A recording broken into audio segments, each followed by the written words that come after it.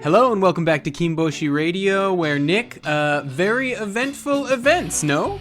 Yes, super excited with how this one turned out with some kind of crazy stuff going on. Some of truthfully, I don't remember if we said Kirishima was one of the top prospects for one. I think we did, but yeah, I think then we were right. Yeah. I mean, we were both. I mean, let's get right into this. We were definitely both on the Takakei train, but I think we had a discussion at the end of the last episode between Kirishima and Hoshoryu and who we kind of like better, and that's where we gravitate towards Kirishima.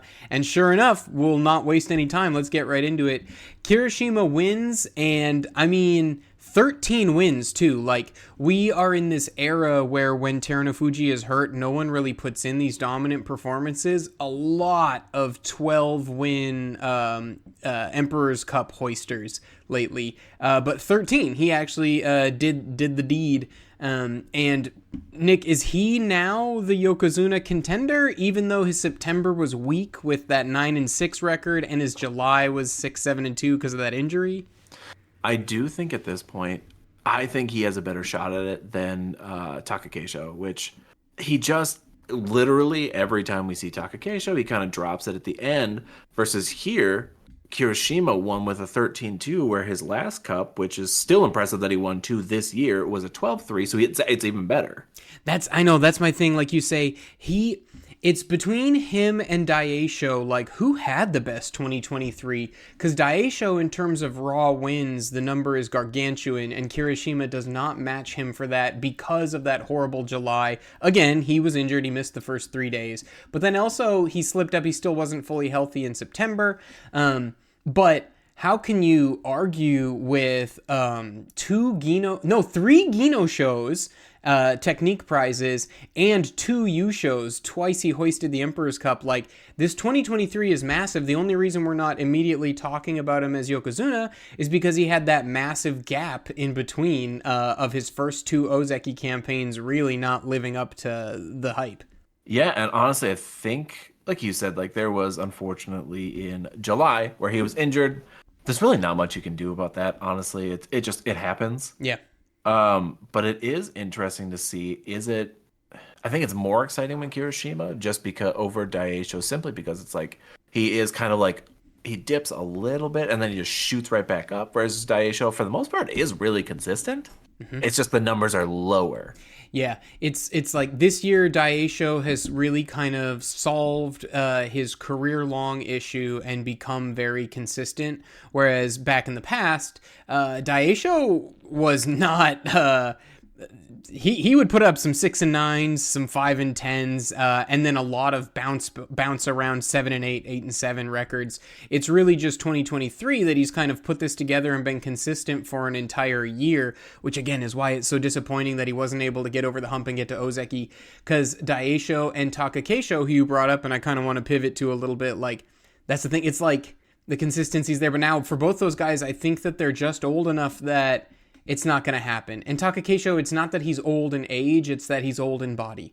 He was hurt in this tournament, his neck was injured, and you could see that early on he was getting some wins by pulling, which you and I traditionally have. Well, that was a harbinger of Aoyama dropping down to Juryo, is when he stopped being a physical force and started trying to work on these pull downs. Because when you try to beat a guy by pulling and it doesn't work, that just means you've given your opponent all the momentum and you're probably getting Yorikiri forced out. Yeah, and it does, like you said, when you see those signs, you're like, oh, is this just a temporary thing because of his neck? Which I will say, with a neck injury, and I don't think he was able to train much going into this, 9 and 6. Yeah. Still not bad. I agree. And it's one of those things, yeah, it's like, it's a shame because he probably wouldn't have fought in this with the neck injury if he wasn't on a potential Yokozuna run. And then, like, his losses weren't bad. The only one we could call bad is Meisei, but Meisei's a weird headhunter. Like, Meisei and Tamawashi are the 2 guys who will, like, knock off top rankers and then lose to everyone else. And so, like, I get it. Meisei was 4-11, another terrible record, but Meisei's a giant killer, so that's a thing. But otherwise, Takakeisho's 5 other losses were to Kirishima and Daisho. We just talked about those guys. Kotonowaka, who we're going to talk about later. Asanoyama, so the former Ozeki, so that's okay. And Gonoyama, who's this riser. And Takakeisho wasn't the only one to get sniped by Gonoyama in this tournament. He's actually one of Kirishima's only 2 losses. So, it's like, his losses weren't bad, but the thing is, you're not going to make Yokozuna if you can't do better than that against the top guys. You know what I mean? It's not that he can't beat them. It's that you need to be able to beat them 3 out of 4 times to make sure you get those records. Yep. No, exactly. And because like you said, like I think Takakeisho was here because he was like so close to the Yokozuna run, but it just was an okay performance. And I hate saying it, but I don't think he's going to get it. For sure not in the next year. Yeah. Like, I think that's... And because now we've talked about the opportunity for him in 2023 with the Yokozuna, Terunofuji, who's normally had his number. With Terunofuji being out, there was this like, hey, who's going to fill the gap? There's not really anyone who is far and away better than him. But now we have to ask the question of, is Kirishima gonna start putting distance between them? I don't think there's distance between Kirishima and Takakeisho yet. If they're both healthy, I think that there's no reason to pick against either of them. Like, it's just a tight match. But Hoshoryu, especially with his youth, and he just continues to get better. He impressed with a 10-5 this time. So I think that golden opportunity, if Takakeisho gets it in the future as he continues to get more worn down and more injured, like, that'll be a shock to me, is the thing. Because this was sort of the golden opportunity, and now it looks to me like Kirishima is going to be the one to take advantage of this golden opportunity, not Takakeisho. No, I agree. I think Takakeisho, like, it's just the difference, I think, between the long-term injuries that he's fighting versus Kirishima was injured once. Yeah. Like, it's just like, it was a short term. He didn't do great in a tournament, but because he was trying to heal still. But fighting like that short term versus Takakeisho's really struggling with his, like you said, his body. Right, and so it's that thing. Kirishima and Takakeisho are actually the same age. Actually, Takakeisho is 4 months younger than Kirishima, which again, we're not trying to dump on Takakeisho like, the man's been Ozeki for so long. Kirishima just got to Ozeki. Takakeisho's been living here for years. So like, it's painful because in the grand scheme of things, Takakeisho's better. Like right now, his career, like you'd take Takakeisho every time. But look at the injury history across the board on Takakeisho and then look at it for Kirishima. So like you said, this year, only once. Other than that, I think the dude has only missed like 6 or 7 matches in his career, and he's never actually sat out a full tournament. It's pretty insane. Oh yeah, like like you said, like I don't want to dump on Takakeisho as a whole. I don't think he has the greatest chances of going to Yokozuna, but honestly, even that's okay. He's still, we've talked about it before, one of the greatest Ozeki ever, like in the last like 60 years. Right, and that might be where it ends. He ends as historically one of the greatest Ozeki of all time. Maybe not unlike Goeido, except Takakeisho is already way better than Goeido. But that kind of idea where it's like, wow, look how great this guy was at Ozeki. Never did get to Yokozuna, but to some extent, Yokozuna is not in your own hands. It's not in your control. It really kind of matters who's around you, unless you are an Asashoryu, unless you are a Hakuho, but otherwise, yeah, it's just not something you can control. So yeah, Kirishima, I mean, if he wins in January, they probably send him straight to Yokozuna anyway, just because of the uncertainty of the Terunofuji situation. But if he doesn't win in January, then again, I think we're in this era where we're going to have a bunch of Yokozunas until someone else comes up. And question on the coming up, it's shocking because I see him as a young guy, even though he's only 1 year younger than Kirishima and Takakeisho. But Kotonowaka, incredibly impressive this Basho, especially to start.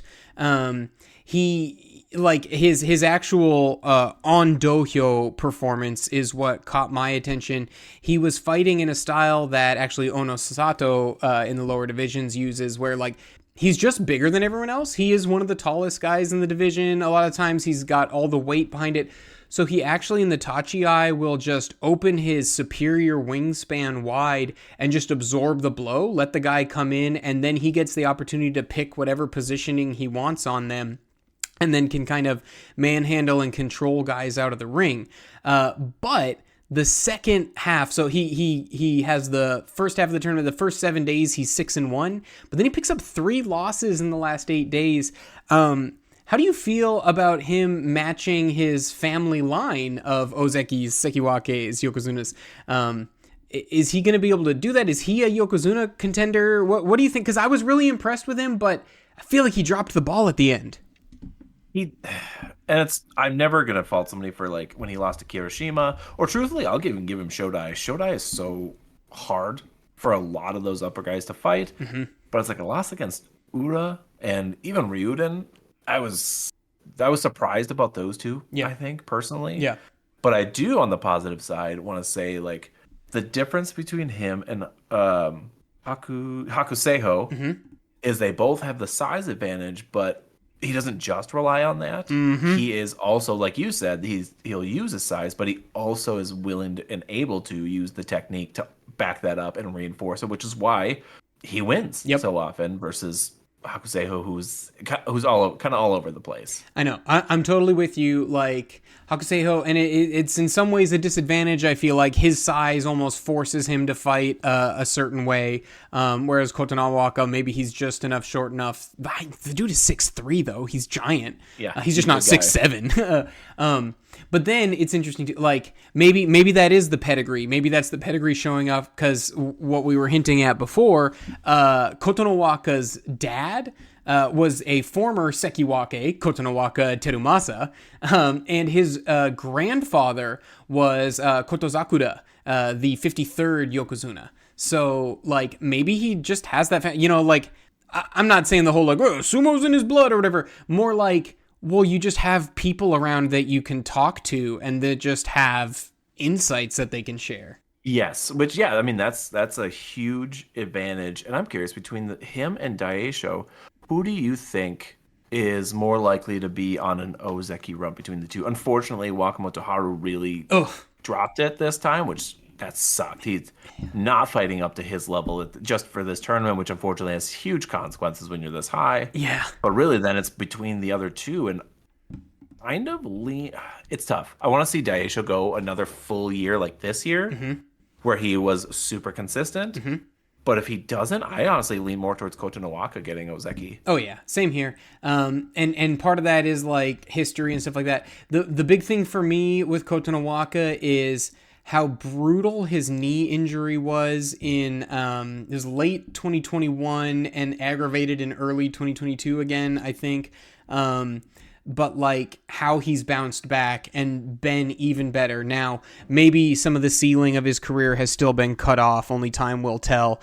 But no one would say that knee injury is like a career ender. Like someone who we're going to talk about later, Koto Shoho, like that guy had all the pedigree. And I bring him up because he's in Sarugatake stable with Kotonowaka.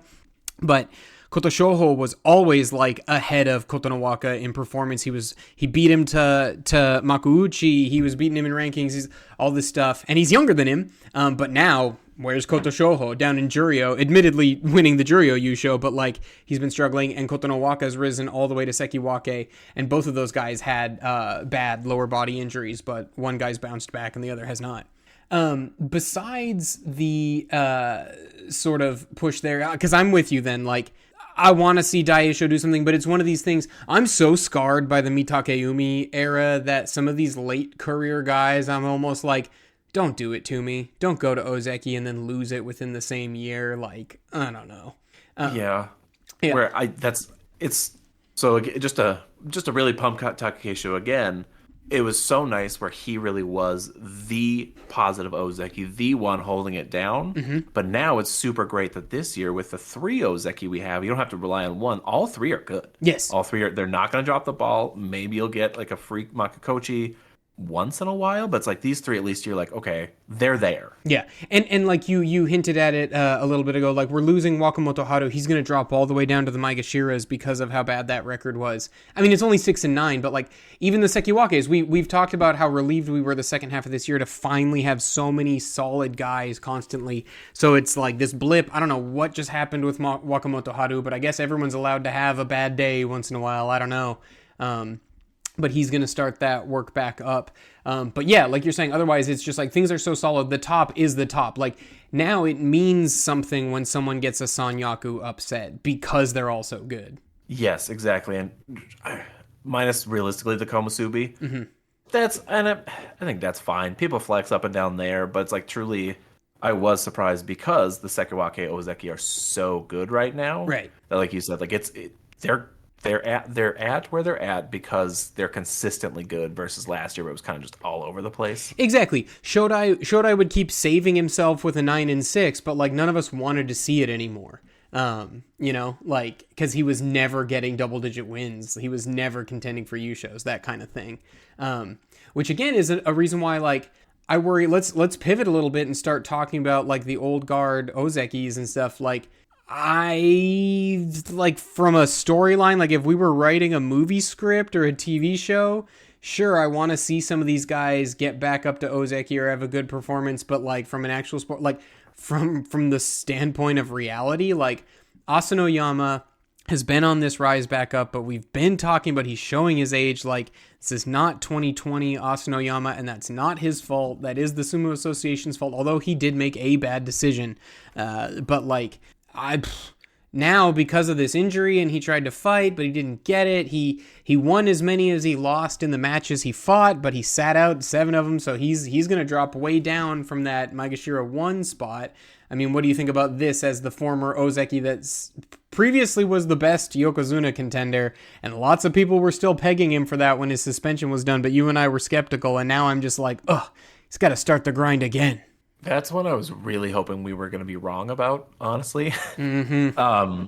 I just don't get, because he was so dominant, really right up until like the upper mega shears. I'm like, you shouldn't be struggling against these people because you're so talented. He's so good. Mm-hmm.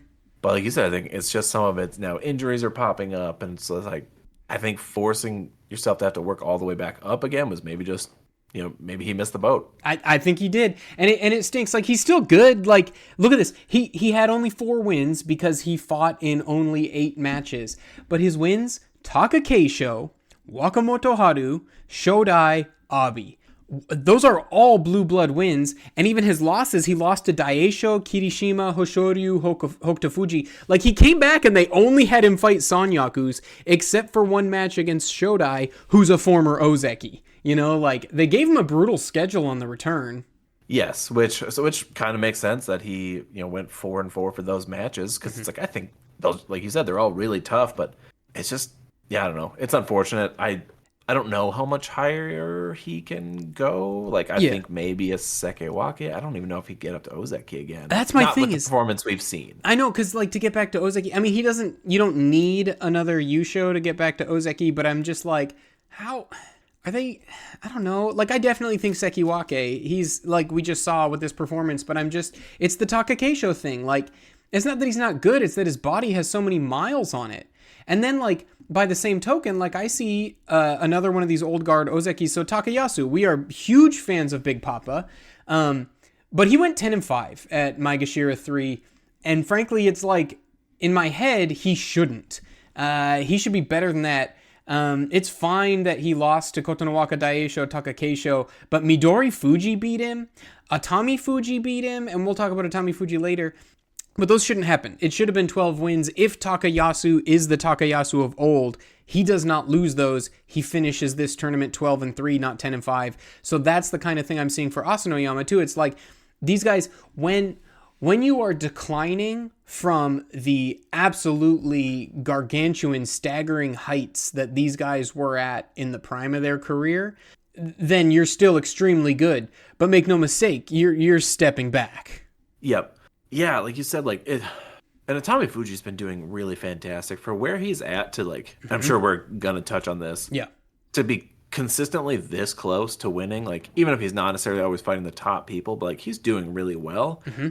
But still, like a Takayasu, I don't think should lose to somebody with that level of experience, even if they're good. Like, and we're talking about injuries. Atami Fuji's shoulder is all jacked up. Yeah, and Takayasu was healthy, and it just, yeah, it was weird. And especially, like, I'm gonna be honest, Midori Fuji too, fun to watch, but not somebody Takayasu should be losing to. Exactly. You have to have Midori Fuji in the division. It's awesome. It's so much better. But yeah, when he beats Takayasu, it's less enjoyment for me as if he beats like Hokuseiho, you know? I'm like, oh, well, you kind of took more fun off the table than you put on it there, Midori Fuji.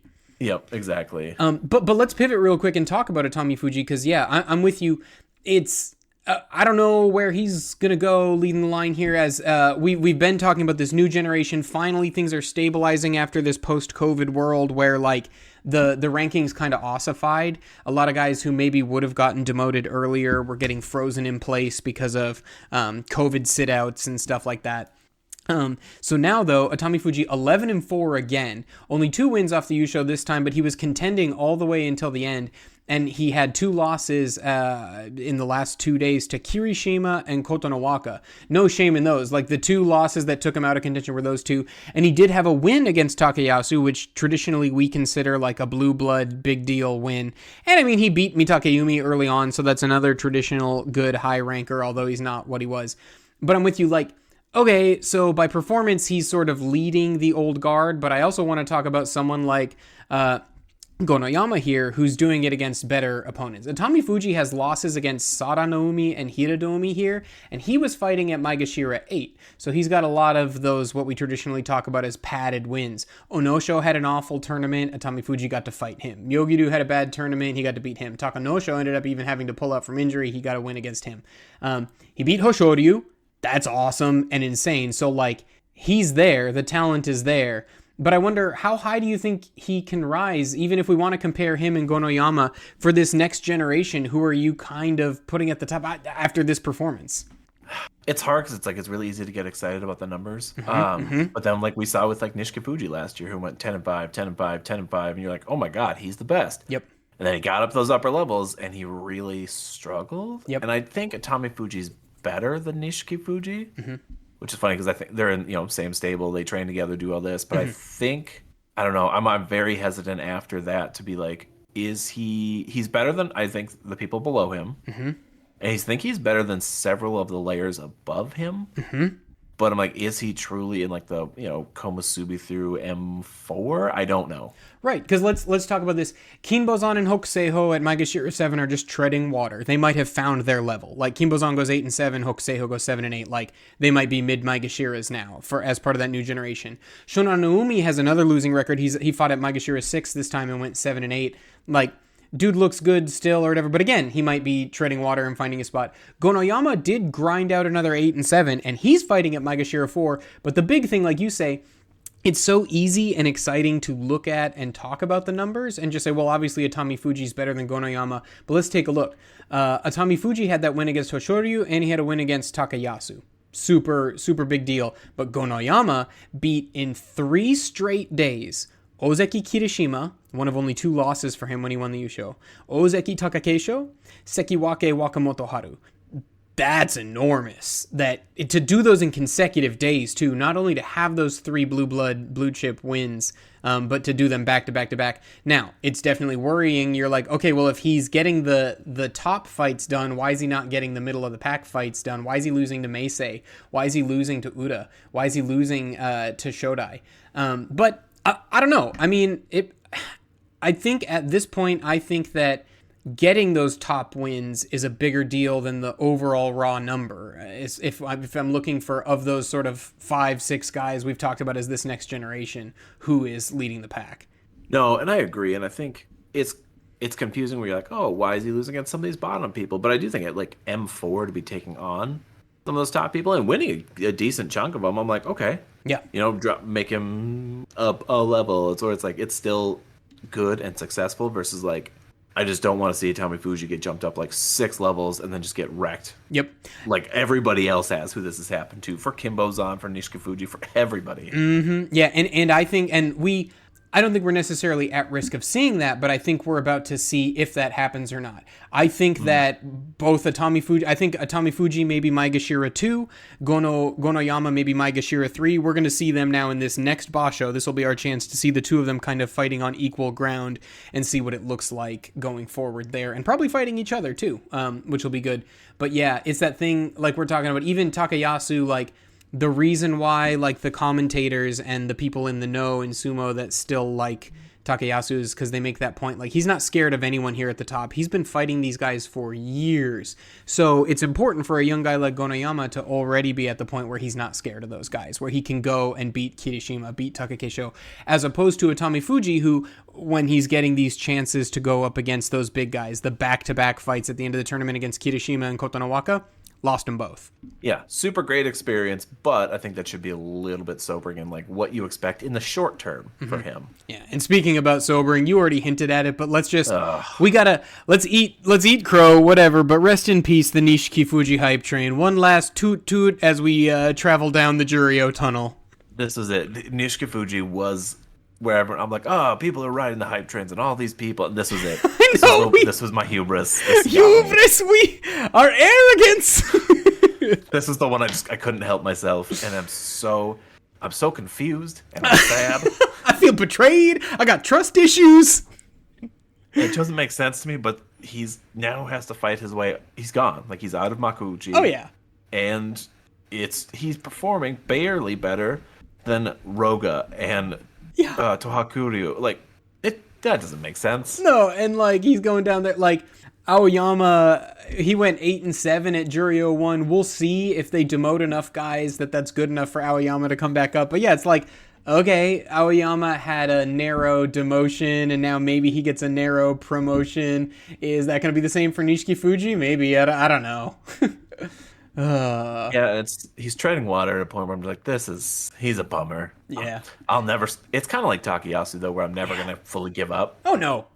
Still love the guy. I will never forget the first time I watched him fight Takakeisho and go slap for slap against that guy. Broken noses, blood in the ring. I don't know. That guy has it. There's something inside. Whether he has all the physical tools that we thought he had, I don't know. He is apparently reportedly nursing some injuries, but clearly not as bad as some other guys, you know what I mean? Takayasu over here with fractured vertebrae and concussions, you know? After a terrifying end of year last year. Right. Like where we literally thought the guy could die. So I don't know, but Nick, we got to pivot. We got to get off this. Tell me someone who really impressed you, that made you really happy, that we haven't talked about yet. Oh, the obvious answer is Ichi Yamamoto. Yes, Ichi Yamamoto is the best story in sumo. He continues to be it. We talk about it all the time, but for those of you who don't know, the guy was a civil servant. Like, essentially, he's working as a clerk at the post office up in rural Hokkaido. He says he wants to try and become a sumo wrestler. His parents say that's stupid, don't do it. And look at the man now. And just after an unfortunate demotion to Juryo, comes back up and just shows everybody again, not top fighter, but showing like he's better than a lot of the people in that division. Exactly. And I think I'm excited to see him rise up to like the middle. Yeah, again, those spots where we're talking about Hokuseiho and Kinbozan, where we had admittedly higher expectations for the likes of Kinbozan than Maegashira 7, whereas for Ichi Yamamoto, we're like, yeah, no, Maegashira 7, that's the deal. Go for it, buddy. Yeah, like 7 to 10, I think is the perfect range for him. Yeah, clearly he's beaten a lot of those people around there. And he's somebody where I think I'm more tempered in my expectations, like you said, with his losses, like Sadnoumi, Hirodoumi, and you're like, you know what, that's fine.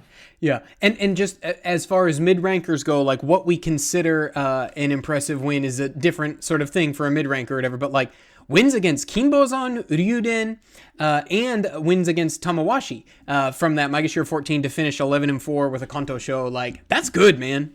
Yeah, I was super excited for him to get the prize. I think he 100% deserved it. I wasn't sure if he was going to get it because he was kind of struggling there a little bit at the end. The second he really week, pulled it out those last 2 days. Yeah. He pulled it out. Ryuden and Kinbozan back-to-back wins at the end, which I'd like to see. I'll also throw out, just so he was M14, but the guy directly above him at M13, Tsurugisho. I was really impressed, especially because Tsurugisho started 1-4, and he's traditionally one of these guys that I kind of have thought of as a treading water dude. He's got the big body, but other than that, he's kind of like, I don't know, never impressed, but he's been doing good lately. He had an 8-7, a 9-6 now. He looks good. He had that huge run where he had 6 straight wins in the second week, and then directly below him, I'm shocked. Chura Naomi, 9-6. Like, I thought all of the guys who came up were going to have losing records. Tomokazu, Tohakuryu, Roga, Chura Naomi, and Kitanowaka. And sure enough, 3 of them are going straight back down to Juryo. They were not good enough to be in Makuuchi. It's just that so many Makuuchi guys needed to go down that we got Roga, Tohakuryu, and Kitanowaka.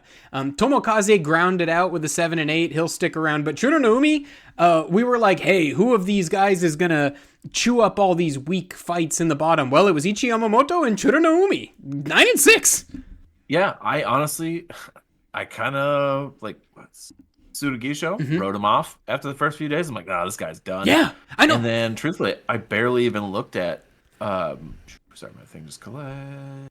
Chunumi. Yeah, I barely looked at him. Yeah, and he still did well. I know. Yeah, and so I don't know. He might be prime fodder. Both of them might be prime fodder to go 5-10 and then go back down to Juryo after this. But we'll see. For now, we must ride high with these boys. We can celebrate what they gave us. Exactly. And then, like, Nick, who's someone who really disappointed you? There's a lot of contenders, you know. Endo's weird 5-10 performance. Who you tell me who disappointed you? That's a good one. Oh, no show. Definitely 3-12. Like, not great performances always with him, but not like that. Mm-hmm. His only wins against a struggling Nishiki Fuji, Hokuseiho kind of struggling, and a Nishikigi win, which admittedly is good on day one. But yeah, like, I don't know. He had several 50-50 matches that he ended up losing all the 50-50s, but he didn't have enough 50-50s that he ever would have gone 8-7. It was bad. No, and then of course Koto Echo. Yeah, I know, and it's not that I'm disappointed with his performance per se. It's just that at 2-8-5, there's no way. There's no way they save him and put him at Maegashira 17. I mean, I'd be happy to eat my words, but I think he's going to Juryo, so we lose one of our little mighty men, you know? Yeah, and like he's usually like good enough. Like again, where it's another middle, he does really well, kind of churns it out at that range. So it's like to see him kind of drop it, and like this is the problem with like the middle guys that we like to celebrate is that there's such a high risk for them to getting one bad tournament like this and they're gone. Yeah, when it's bad enough, you tumble all the way out, you know. So I'm with you on that one. The only other one I'll throw in is like I did not expect Roga to do good, but he's a guy who I had been watching in Juryo for a while, but had already kind of cooled on. But he's one of these guys that now that he was in Makuuchi, I'm like, okay, well, the reason I like Roga is he has pretty much the exact same body type as Takayasu, and he kind of fights in a similar way. He likes to fight on the belt. It's kind of exciting, but just 5-10, brutalized. He was not ready to come up, but he got brought up. He's a guy who's like the opposite of some of the ones we've talked about. He's got all the physicals, but I don't know what's wrong mentally or technique-wise. I have no idea, but it's not there. Yep. Yeah, that's, I don't know. That one, so some of those bottom performances where I'm like, you don't expect well, but like 5-10s straight down. I Like, know. Ugh. I know, yeah, it's so bad. But those 5-10s mean we get a big refresher. And there's two things. One, we hinted at, so Koto Shoho down in Juryo, very impressive, 12-3, and he wins the Yusho. So he's coming back up, and that was good to see, because like I said, he's a really young guy. He's only 24.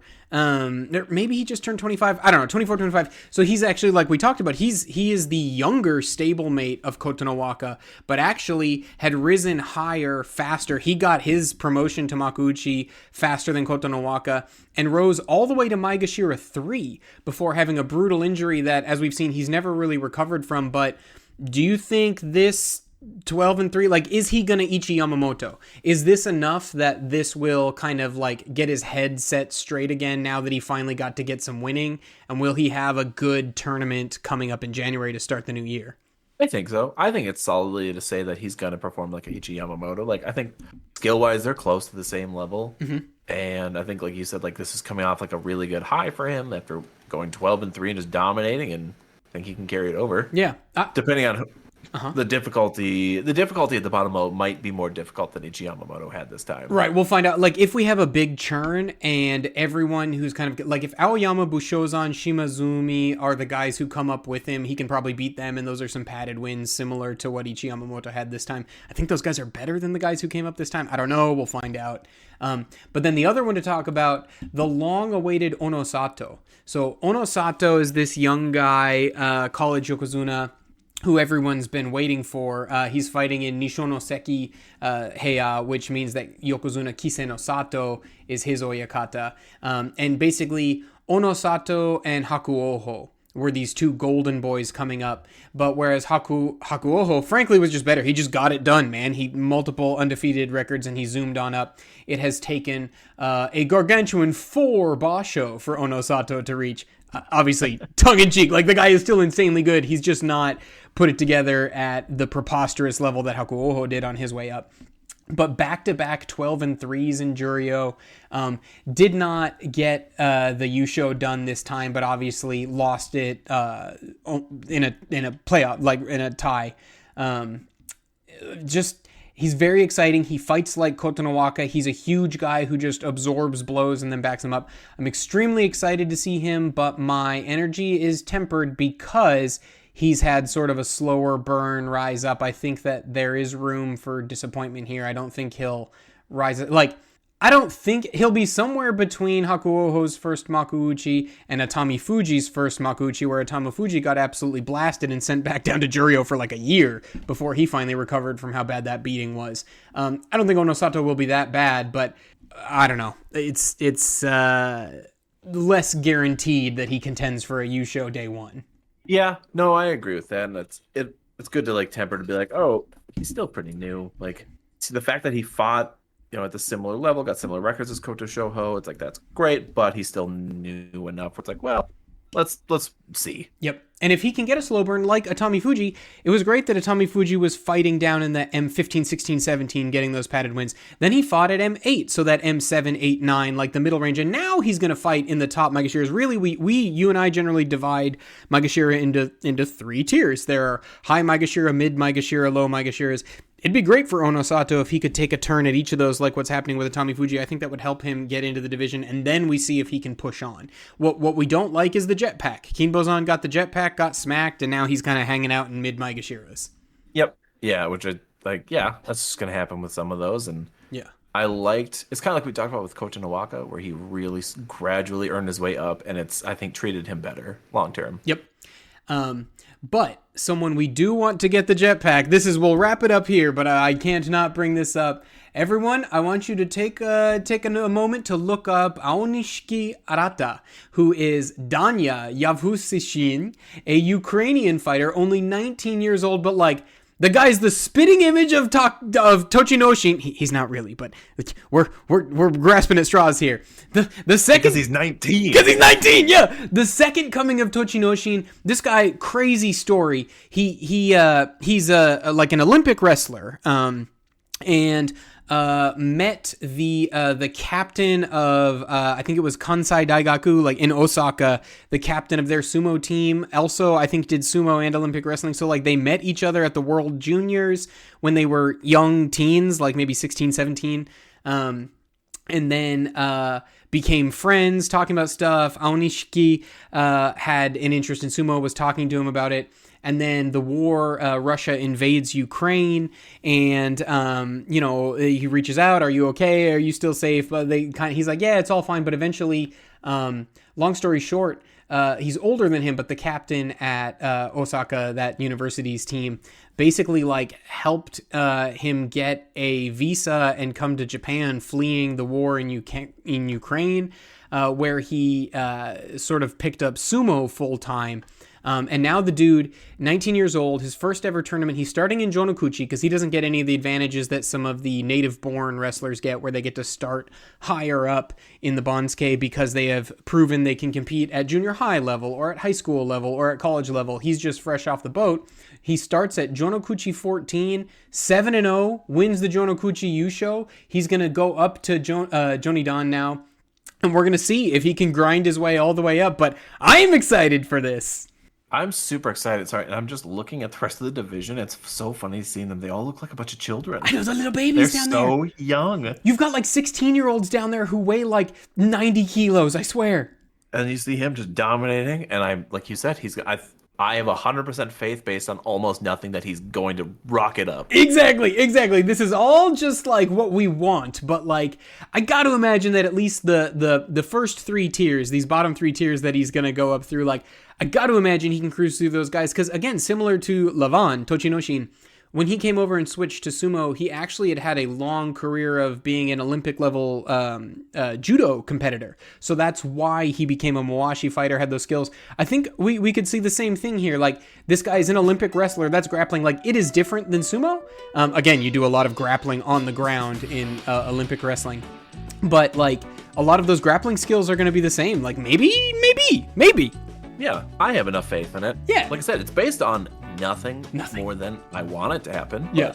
But as we lose Nishiki Fuji, you and I will now be jumping on this brand new, super exciting hype train of Aonishiki. So, yeah, that's all I got. Love the Basho.